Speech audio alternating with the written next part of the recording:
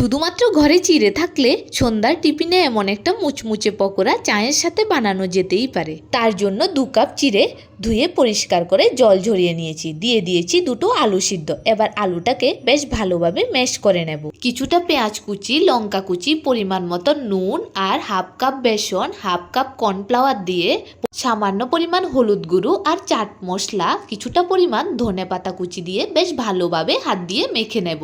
একদম লাস্টে ভেঙে দিলাম একটা ডিম। ডিমটা অপশনাল, আপনারা চাইলে দিতে পারেন।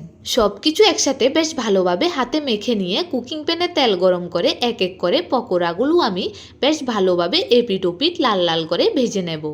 ভাজার সময় গ্যাসের ফ্লেমটা একদম লোতে রেখে 10 মিনিট ধরে সময় লাগিয়ে বেশ ভালোভাবে ভেজে নেবেন, তাহলে ভেতরের দিকটা আর কাঁচা থাকার সম্ভাবনা থাকবে না। এই পকোড়াটা বেশ মুচমুচে হয় আর বানাতেও খুব বেশি সময়ের প্রয়োজন হয়। ভালো লাগলে অবশ্যই একবার বাড়িতে ট্রাই করে দেখবেন। ধন্যবাদ সবাইকে।